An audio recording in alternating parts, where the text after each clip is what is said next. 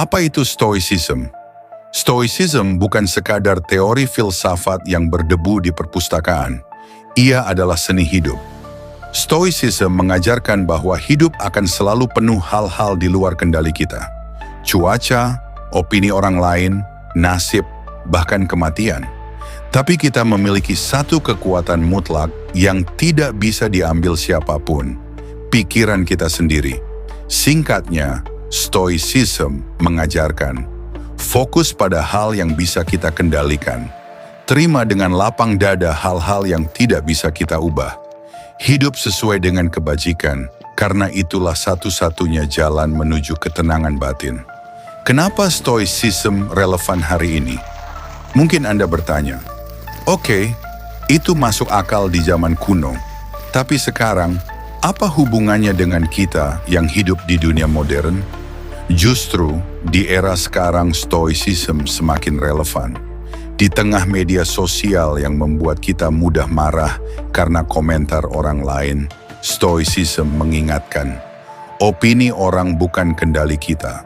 Di tengah tekanan kerja dan target yang seakan tak ada habisnya, Stoicism melatih kita untuk fokus pada usaha, bukan hasil yang belum tentu sesuai harapan. Bahkan ketika menghadapi krisis hidup, kehilangan orang yang kita cintai, kebangkrutan, atau kegagalan besar, Stoicism menuntun kita untuk tidak larut dalam penderitaan, melainkan belajar menerima dan bangkit.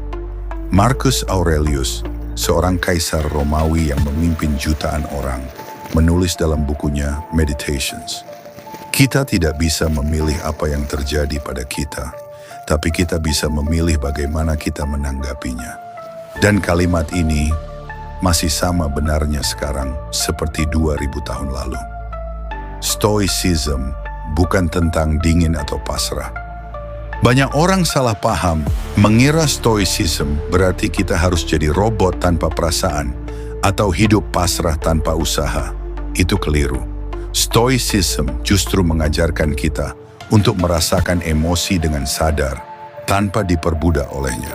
Stoicism juga mengajarkan kita untuk berjuang sekuat tenaga pada hal-hal yang bisa kita kendalikan, tapi tetap siap menerima apapun hasil akhirnya. Gambaran besar seri ini. Di video pertama ini, kita baru membuka pintu, mengenal apa itu Stoicism, dari mana ia berasal, dan mengapa ia penting. Tapi perjalanan kita masih panjang. Dalam episode berikutnya, kita akan masuk lebih dalam ke ajaran inti Stoicism, yaitu 4 kebajikan utama: kebijaksanaan, keberanian, keadilan, dan pengendalian diri. 4 fondasi yang akan jadi peta perjalanan kita untuk memahami bagaimana Stoicism benar-benar bisa dipraktikkan dalam hidup sehari-hari. Penutup, Stoicism adalah seni hidup yang sederhana tapi dalam. Ia bukan sekadar teori, melainkan panduan praktis untuk menghadapi realita. Mulai hari ini, coba tanyakan pada diri Anda, apakah ini hal yang bisa aku kendalikan atau tidak? Pertanyaan sederhana itu saja, jika dilatih setiap hari, bisa menjadi langkah pertama menuju kehidupan yang lebih tenang, kuat, dan bermakna. Jadi, bersiaplah. Di naskah berikutnya, kita akan membedah 4 pilar utama Stoicism yang menjadi fondasi untuk segala latihan dan ajaran filsafat ini.